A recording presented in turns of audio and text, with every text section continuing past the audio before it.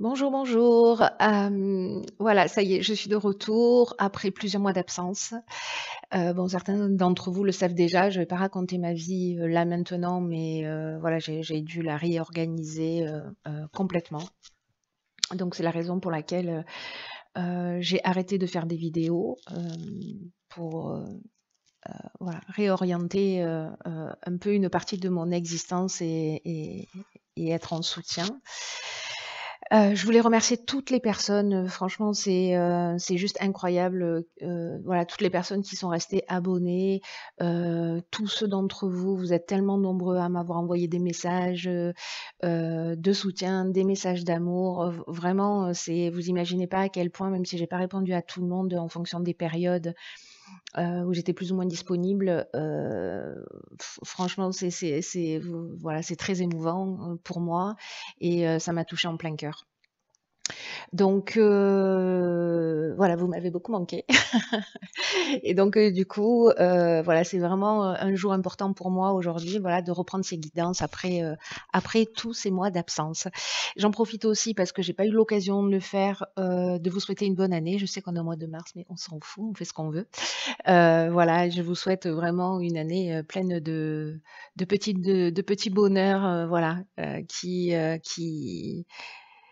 rendent la vie plus douce. Voilà, bah, écoutez, je pense que je vais commencer les guidances, hein, parce que c'est encore ce qu'il y a le mieux. Je vous embrasse, à tout de suite. Allez, c'est parti, chère Balance, pour votre guidance pour le mois de mars 2021. Alors, celle-ci, je la garde pour tout à l'heure et je vais commencer par la première ligne. Ok, donc l'énergie principale concerne l'aspect financier, le plan matériel d'une manière générale. Donc ici, c'est accompagné de la carte de l'amour. Hop, je les mets comme ça. De l'amour, des voyages, de l'errance. Alors, je vais commencer avec l'énergie principale qui est ce 8, là, ce plan matériel, ce plan des finances. C'est une carte qui nous dit qu'en fait, il y a besoin peut-être d'un certain équilibre là sur le plan matériel. Comme si peut-être il fallait adopter une attitude un peu plus juste par rapport à l'argent ou à l'abondance, hein, d'une manière générale, en évitant les extrêmes. C'est-à-dire soit être dans le mépris, soit être dans l'adoration, parce que l'argent, c'est une énergie comme les autres et qui ne doit pas avoir, enfin qui ne doit pas. Je déteste faire ce que je suis en train de faire, qui mérite, qui mérite sa place, mais dans un juste équilibre. Voilà, c'est mieux, c'est mieux. Donc voilà, c'est un aspect, une énergie qui mérite votre attention, ce plan financier, ce plan matériel. Mais comme n'importe quel autre domaine de votre vie. Et là, en fait, il y a une idée d'en faire plutôt un allié. Donc, je ne sais pas s'il y a certaines balances qui se sentent dans une situation financière ou sur le plan matériel, en tout cas, sentent une forme, alors précarité, c'est peut-être un grand mot, mais ça peut être le cas. Mais en tout cas, un déséquilibre financier. Il y a ici une manière une manière de penser différemment par rapport au plan matériel. Alors, cette carte, elle est accompagnée de l'amour, des voyages et de l'errance. Alors, est-ce que votre amoureux ou votre amoureuse adore les voyages et que vous ne pouvez pas l'emmener en week-end? Est-ce qu'il y a quelque chose de cet ordre-là? Est-ce que, justement, parce que là, on est, je vous le rappelle, soit dans une forme de méprise, alors une forme de mépris, peut-être que ça va un peu loin, mais soit dans une forme on thésaurise, voilà, on fait très attention, du coup on ne dépense rien et on oublie de se faire plaisir parce que ça peut nous parler de ça aussi, hein, c'est-à-dire un besoin de sécurité qui fait que voilà, on s'interdit de se faire plaisir parce qu'il faut se mettre en sécurité. Soit au contraire, on dépense l'argent sans compter, voilà. Donc, est-ce que vous êtes dans un de ces un extrême, une extrême, dans une de ces extrêmes? Vous me direz. Donc là, est-ce que c'est ici une rencontre sentimentale liée à un déplacement? Ça peut nous parler aussi d'association, hein, professionnelle. avec un déplacement qui se fait, si ce n'est que cette carte de l'errance là, elle est un petit peu déstabilisante parce que c'est un peu comme si on se sentait on perdait ses repères, on se sentait un peu perdu, on manquait de lucidité. Et il y a une espèce de vide intérieur dans l'errance. Voilà, il y a une espèce de repli sur soi.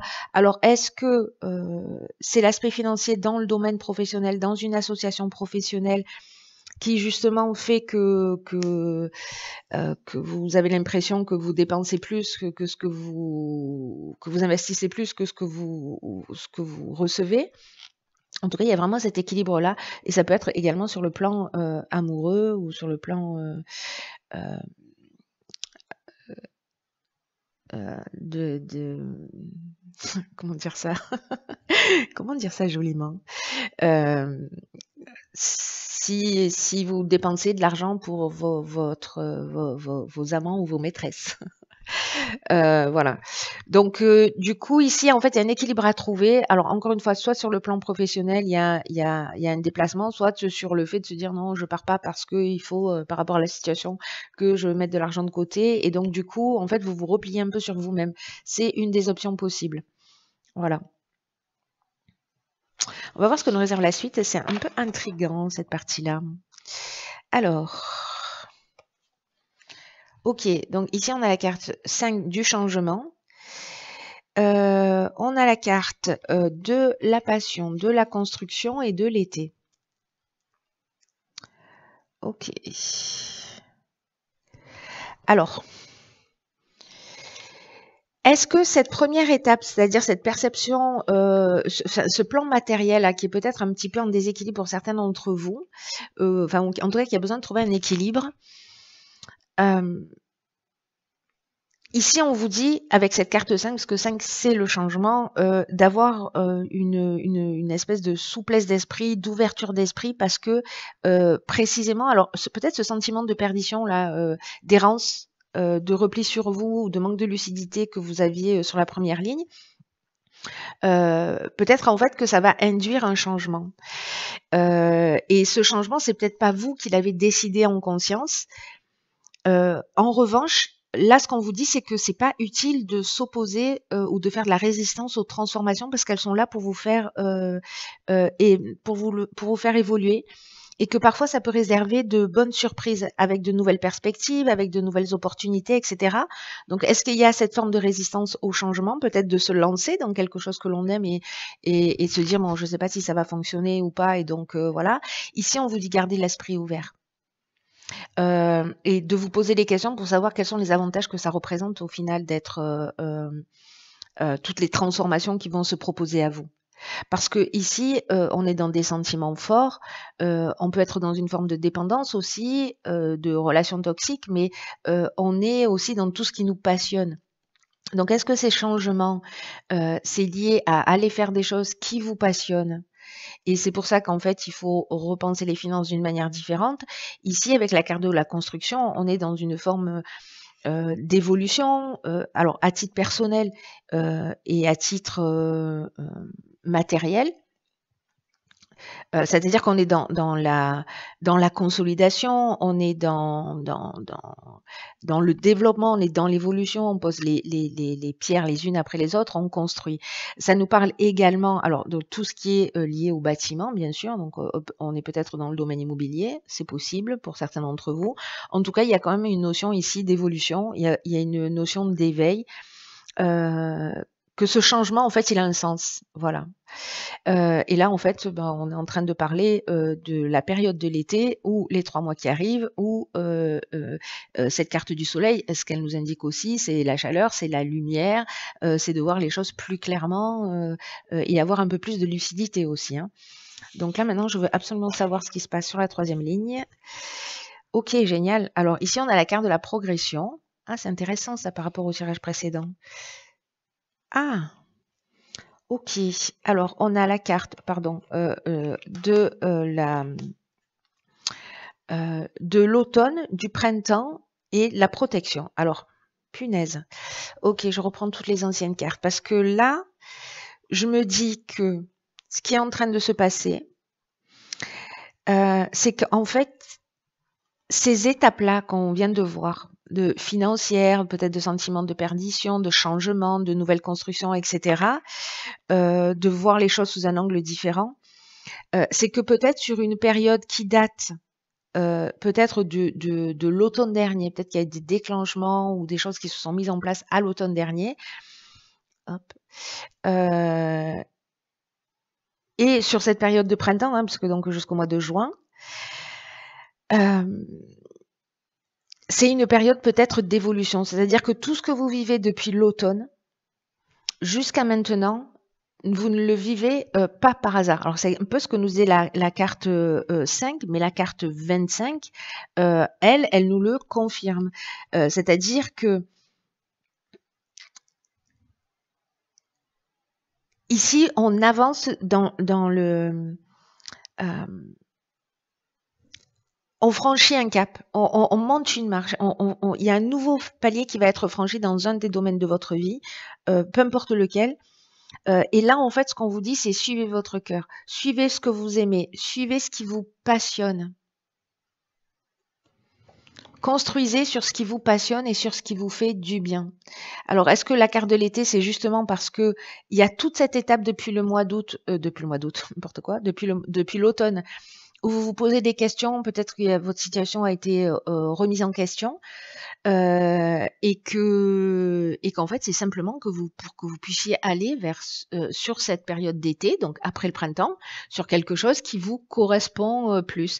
Et là, moi j'ai l'impression que cette ligne-là en particulier, elle nous dit en fait toute cette période que vous avez vécue de l'automne à maintenant. C'est une période où vous avez été protégé, où vous avez été guidé, même si les événements ils vous ont semblé déstabilisants. En fait, c'est pour vous faire évoluer. C'est fou, hein, parce que je crois que c'est la première fois que j'ai un tirage comme ça, où il y a une explication. Alors peut-être que ça correspond à une personne en particulier qui baisse les bras là, et qui se dit je m'en sortirai jamais, ou qui sait pas dans quelle direction aller, ou qui a besoin de comprendre ce qui se produit, pourquoi elle est en train de vivre cette situation. Et là, ce qu'on nous dit clairement, c'est que limite, c'est calculé, quoi. C'est calculé, vous êtes guidé et tout ce que vous avez vécu est là pour vous faire évoluer.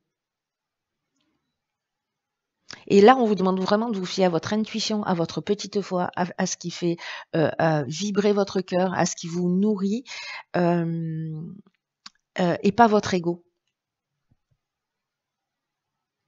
Parce qu'il y a peut-être des personnes qui vous donnent des conseils, mais ce sont des conseils qui vont dans leur propre intérêt. Là, on vous demande de suivre vos intérêts particuliers, mais vraiment avec pas nourri par votre ego, mais nourri par par ce côté passionné là qu'on a vu tout à l'heure. Prenez du temps pour vous écouter là, parce que vraiment dans cette évolution, même si vous avez peut-être, avec cette carte de l'errance qu'on avait tout à l'heure, vous vous sentez perdu, vous avez l'impression de ne pas voir les choses clairement, il y a un but, il y a un objectif et vous allez le découvrir.